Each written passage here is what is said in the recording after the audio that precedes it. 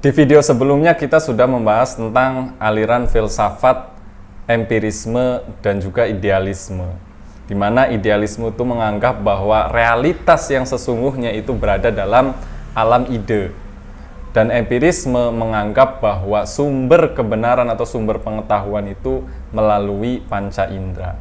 Nah, pada aliran rasionalisme ini menganggap bahwa pengetahuan itu bersumber hanya dari rasio atau akal pikiran kita, bukan dari material luarnya. Artinya apa? Bahwa pengetahuan yang harus kita dapatkan itu hanya bersumber dari akal. Salah satu tokohnya itu adalah René Descartes. Dia juga dijuluki sebagai bapak filsafat modern, dengan adagium yang sangat terkenalnya yaitu cogito ergo sum, atau artinya saya berpikir maka saya ada. I think therefore I am. Maksudnya gimana sih? Jadi René Descartes itu dia memiliki metode namanya doubt of method, metode keraguan.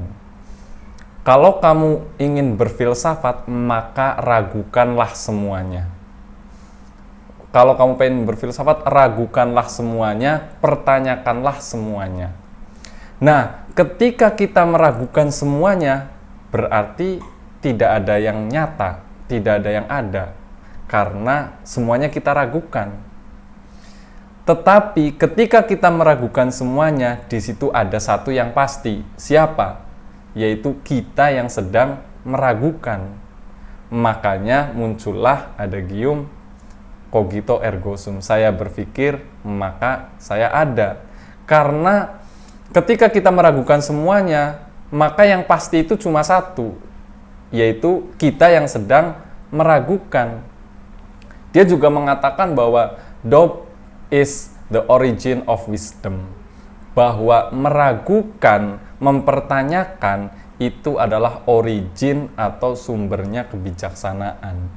Kenapa? Karena setiap kita meragukan semuanya, maka kita akan mencari jawaban, di mana dengan jawaban yang paling meyakinkan itulah akhirnya kita tidak meragukannya lagi. Nah, teori ini sangat penting untuk kita pegang di era sekarang, di mana setiap hari kita disuguhkan, dihadapkan pada jutaan informasi yang kebenaran dan tidaknya itu tidak jelas. Mungkin dulu sering ada yang bilang ambil yang baik, tinggalkan yang buruk, ambil yang benar, tinggalkan yang salah. Iya, kalau yang baik dan buruk itu jelas, yang benar dan yang salah itu jelas. Sedangkan di era sekarang semuanya menjadi buram. Yang salah bisa kelihatan benar, yang benar bisa kelihatan salah. Makanya dengan teori ini sangat relate sekali dengan kehidupan kita sekarang, yaitu ragukanlah semuanya. Bahkan yang dianggap benar pun kita harus meragukannya. Makanya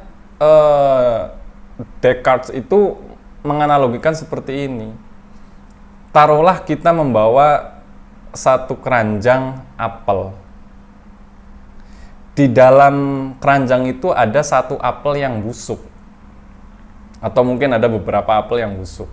Gimana cara kita membuang apel yang busuk itu? Otomatis pasti kita harus menumpahkan semua apelnya. Setelah kita menumpahkan, kita sortir, kita teliti satu persatu, yang bagus kita masukkan ke keranjang, yang sudah busuk atau mulai busuk, kita buang. Keranjang itu bagaikan pikiran kita, akal kita, atau isi kepala kita. Nah, apel itu adalah pikiran atau pengetahuan-pengetahuan kita. Bagaimana kita dari kecil dijejeli atau didoktrin jutaan informasi yang masuk ke dalam akal pikiran kita. Apakah kita yakin semua informasi yang kita serap ke memori kita, ke rasionalitas kita itu semuanya benar? Pasti ada satu dua informasi yang belum tentu kebenarannya. Nah, Descartes itu menganalogikannya seperti itu. Karena apa? Seperti apel yang busuk tadi, kalau tidak dibuang, maka kebusukannya itu akan merambat ke apel-apel yang lain. Begitupun pikiran kita yang salah, kalau tidak dibuang, maka akan merambat ke pikiran-pikiran yang lain. Itulah makanya ketika kita ingin berfilsafat, kata Descartes itu, kita harus mempertanyakan semuanya, meragukan semuanya, baru setelah mendapat jawaban yang pasti akan kebenaran, itulah kita yakini akan kebenaran tersebut. Makanya Socrates juga mengatakan bahwa kehidupan yang tidak diuji itu tidak ada artinya. Ini relate sekali dengan pendapatnya Descartes. Descartes ini yang mengatakan bahwa ya pengetahuan itu harus diuji secara rasional. Kebenarannya tidak bisa kita asal ikut-ikutan kata dia, katanya, tapi tanpa kita menguji sendiri. Yaitu seperti apel tadi, kita harus menyortir pengetahuan tersebut. Sehingga terciptalah tadi ada cogito ergo sum. I think therefore I am. Nah, lalu muncul pertanyaan, lantas bagaimana caranya menyortir apel-apel tadi? Kalau apel kan kita tahu kan kelihatan busuknya. Nah, bagaimana pikiran-pikiran kita biar bisa disortir, yang benar kita masukkan, yang salah kita tinggalkan?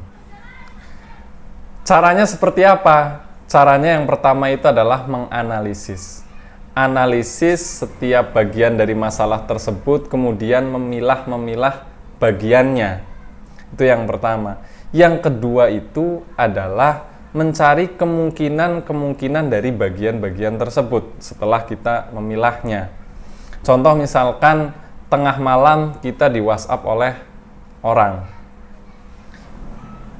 Kita menganalisisnya, lah saya baru kenal dia seminggu yang lalu. Dia bukan teman kolega di kantor atau di tempat kerja. Dia juga bukan teman kuliah.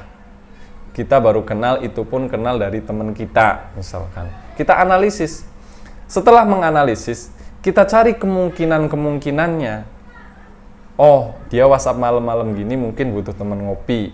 Mungkin kesepian, mungkin cuma iseng. Jadi, setelah mencari kemungkinan itu, cari kemungkinan yang paling masuk akal. Setelah mencari kemungkinan yang paling masuk akal, selesaikan satu persatu dari masalah yang sudah kita pilah-pilah tersebut. Inilah yang kemudian saat ini menjadi metode ilmiah. Makanya di dunia modern seperti ini, makanya Descartes itu dijuluki sebagai bapak filsafat modern, karena teori inilah yang saat ini kemudian berkembang menjadi namanya metode ilmiah. Seperti kalau kita mengerjakan skripsi atau tesis, kita kan disuruh menganalisis, yaitu memilah semua bagian-bagian dalam permasalahan. Kemudian kita mencari kemungkinan. Nah, kemungkinan itulah dalam penelitian kan disebutnya hipotesis.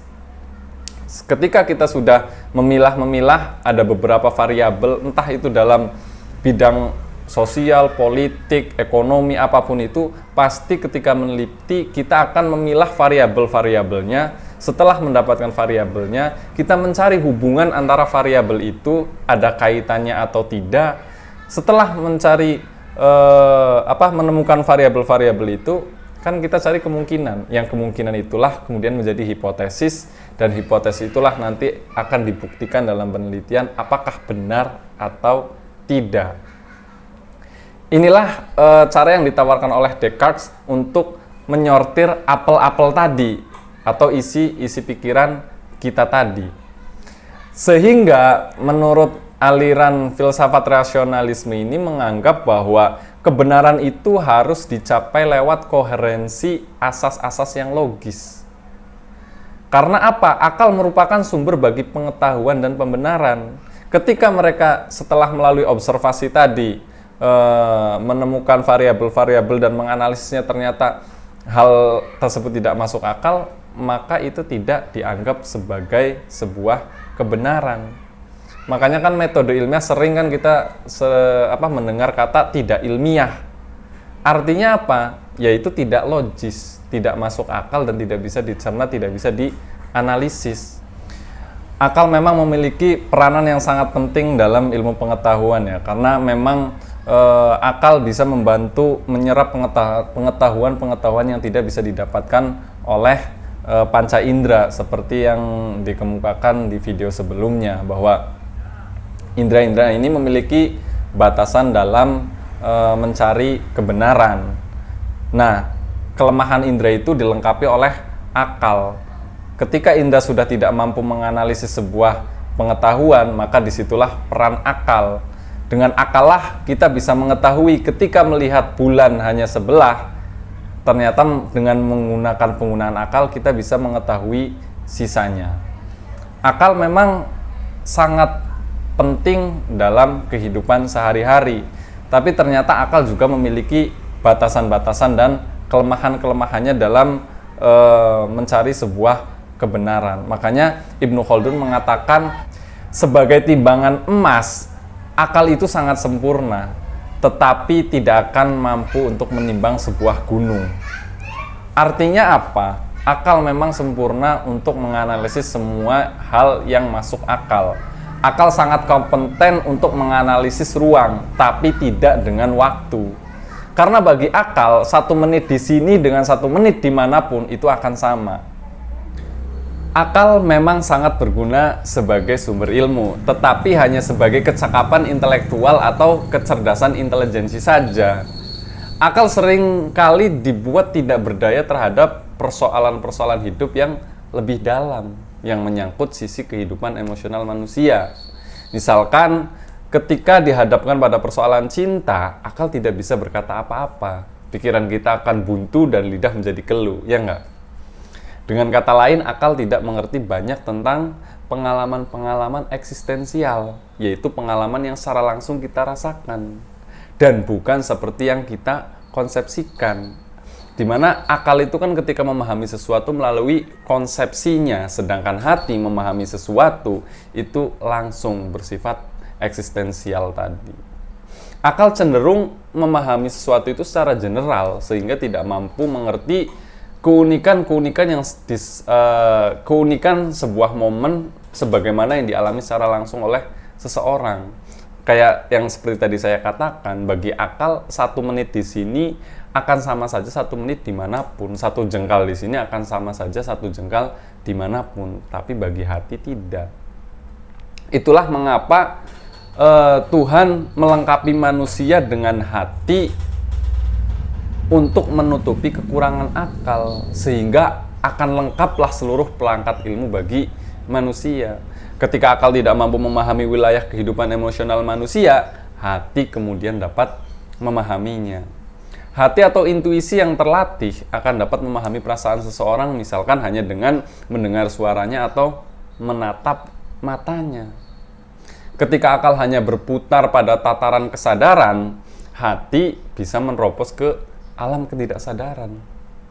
Sehingga hati mampu mengalami pengalaman-pengalaman atau mampu memahami pengalaman-pengalaman non-indrawi, atau yang kalau dalam ilmu psikologinya itu disebut dengan ESP, extrasensory perception. Jadi hati mampu memahami keunikan-keunikan setiap peristiwa atau kejadian yang kita alami sehari-hari. Kenapa? Karena dengan dihindarinya tadi kecenderungan generalisasi dan spesialisasi yang bersifat rasional, hati akhirnya mampu menghayati setiap peristiwa apapun sebagai peristiwa yang istimewa dan partikular. Hati inilah juga yang dapat mengalami pengalaman langsung yang seperti tadi yang saya bilang, pengalaman-pengalaman eksistensial, yaitu pengalaman real manusia seperti yang dirasakan langsung, bukan seperti yang dikonsepsikan akal.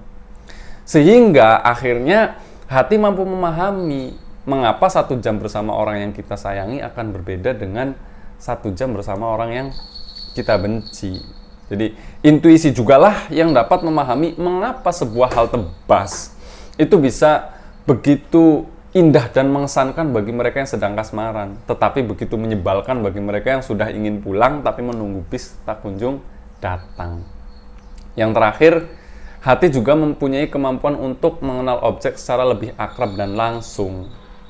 Jadi pengetahuan intuitif itu merupakan pengetahuan yang eksperensial atau pengetahuan yang didasarkan pada pengalaman. Jadi hati itu mengerti manis bukan dari kata orang atau melalui bacaan, melainkan justru dengan mencicipinya. Sedangkan akal bisa memahami itu tidak perlu mencicipinya, dia hanya perlu mengkonsepsikan akalnya. Sehingga hati itu bisa mengerti apa itu cinta dengan mengalaminya langsung, bukan melalui bacaan novel-novel atau mungkin teori-teori cinta yang kadang sering sangat berbeda jauh ketika mengalaminya. Makanya akal tidak bisa memahami betapa indahnya cinta, meskipun hati tidak bisa mengungkapkannya dengan kata-kata. Karena ketika kita harus mengungkapkan perasaan dengan kata-kata, kita harus mengikuti peraturan bahasa yang bersifat simbolis dan rasional. Selain hati itu sifatnya eksperensial, yaitu mengalami pengalaman secara langsung, hati ini juga disebut memiliki sifat presensial, karena objek yang dipandang itu hadir dalam diri atau jiwa seseorang. Tidak ada lagi jurang yang memisahkan seseorang dari objek yang ditelitinya. Karena hati itu bersatu atau hadir pada objek yang ditelitinya. Itulah mengapa seseorang yang begitu jauh di mata tetapi terasa begitu lekat di hati, karena antara hati dengan objek yang ditelitinya itu menyatu.